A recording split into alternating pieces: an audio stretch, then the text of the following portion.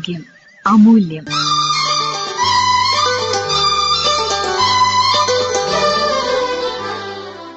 Osteoporosis, ഇതേക്കുറിച്ച് സംസാരിക്കുന്നു Kozhikode government homoeopathic medical കോളേജിലെ അനാട്ടമി വിഭാഗം assistant professor doctor Vinchu A Murali.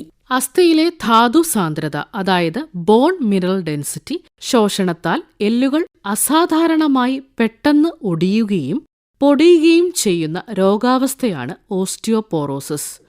ഇത് ഒരു നിശബ്ദ രോഗമാണ്. എല്ലുകൾ അസാധാരണമായി പെട്ടെന്ന് ഒടിഞ്ഞതിനു ശേഷം മാത്രമായിരിക്കും അസ്ഥി സാന്ദ്രത കുറഞ്ഞത് കണ്ടുപിടിക്കപ്പെടുന്നത്. പ്രായമായവരിൽ അസ്ഥി ഒടിവിനുള്ള ഏറ്റവും പ്രധാനപ്പെട്ട കാരണം ഇതാണ്.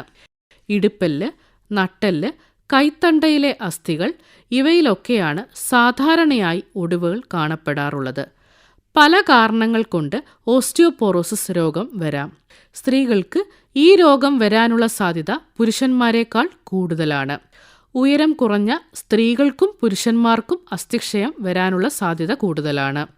സാധാരണയായി 60 വയസ്സ് മുകളിലുള്ളവരിലാണ് ഇത് കാണപ്പെടാറുള്ളത് എങ്കിലും ഇപ്പോഴത്തെ കണക്കുകൾ പ്രകാരം 25 വയസ്സിന് മുകളിൽ ഉള്ളവരിലും ഇത് കണ്ടുവരുന്നു.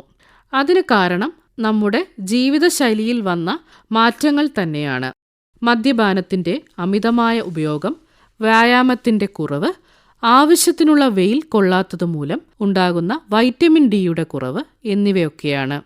ശരീരത്തിലെ ചില ഹോർമോണുകളുടെ അളവാണ് മറ്റൊരു വില്ലൻ.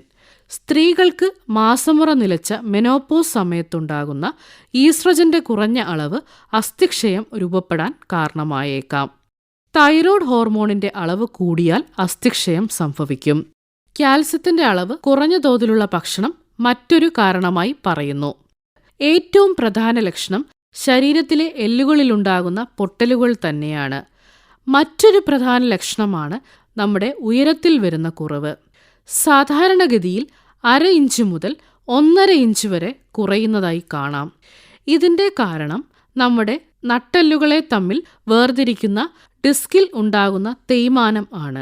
കൂടാതെ നഖങ്ങൾ പൊട്ടുക, എപ്പോഴും ക്ഷീണം അനുഭവപ്പെടുക, നെഞ്ചിലെ പേശികളിലുണ്ടാകുന്ന വിട്ടുമാറാത്ത വേദന, കയറ്റം കയറുമ്പോൾ ഉണ്ടാകുന്ന കിതപ്പ്, ശരീരവേദന, ശരീരഭാരം കുറയുക എന്നിവയാണ് മറ്റ് ലക്ഷണങ്ങൾ. നല്ല പോഷകാഹാരങ്ങൾ കഴിച്ചും മിതമായ വ്യായാമങ്ങൾ ചെയ്തും ഈ രോഗത്തെ ഒരു പരിധിവരെ നിയന്ത്രിക്കാവുന്നതാണ്.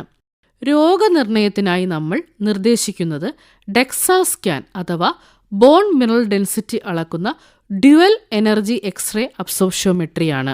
ഓസ്റ്റിയോപൊറോസിസ്, ഇതേക്കുറിച്ച് ഇതുവരെ സംസാരിച്ചത് കോഴിക്കോട് ഗവൺമെന്റ് ഹോമിയോപ്പതിക് മെഡിക്കൽ കോളേജിലെ അനാട്ടമി വിഭാഗം assistant professor doctor Vinchu A Murali.